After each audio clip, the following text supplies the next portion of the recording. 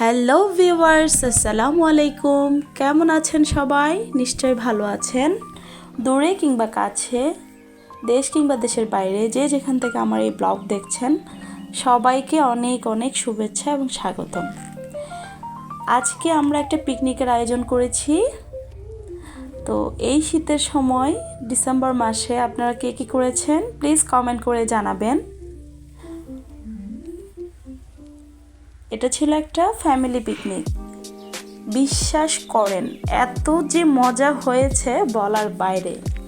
Actually কোথাও যেতে হয় না, পরিবারের সবাইকে নিয়ে যদি এরকম একটা ছোটোখাটো পিকনিকের মতো করা যায়, সবাই একত্রিত হয়ে, তাহলে কিন্তু বিষয়টাই আলাদা। আর আপনারা তো সবাই জানেন আমরা দৈনন্দিন কাজে কর্মে ব্যস্ত থাকি, তেমন একটা পরিবার নিয়ে সময় কাটাতে পারি না। তো এই তো বাচ্চাদেরকে নিয়ে, পরিবারের সবাইকে নিয়ে একটু চেষ্টা করেছি দিনটাকে স্পেশাল করার জন্য। আর আপনারা সবাই দেখতে থাকেন, আমাদের সঙ্গেই থাকেন। আজকের মেনুতে আমরা করেছি বিফ বিরিয়ানি, তারপর সাথে ডিমের কারি আর সালাদ। যেহেতু অল্প আয়োজনে অল্প সময়ে করেছি, তাই বেশি কিছু তেমন একটা করিনি। তবে পরিবার নিয়ে আসলে যা কিছু করি না কেন, সবাই একসাথে হলে সেখানে কিন্তু স্বাদটাই দ্বিগুণ বেড়ে যায়। বাই দ্য ওয়ে, আজকে সবগুলো রান্না করেছি মাটির চুলায়।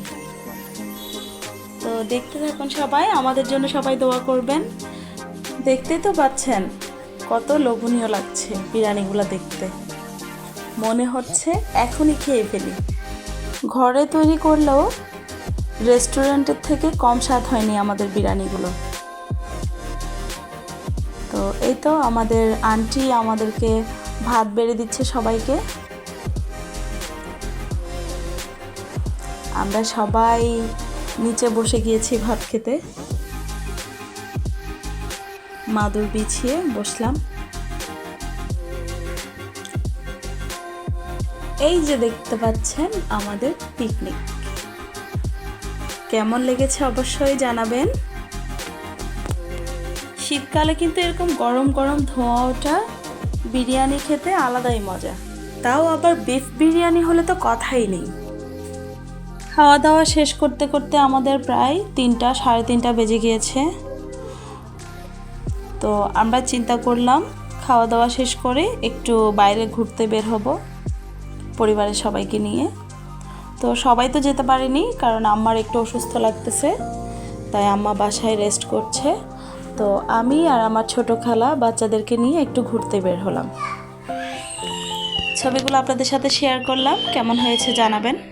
আমার নেক্সট ভিডিও পর্যন্ত সবাই ভালো থাকবেন, সুস্থ থাকবেন, আমার জন্য দোয়া করবেন যেন সবসময় আপনাদের পাশে থাকতে পারি।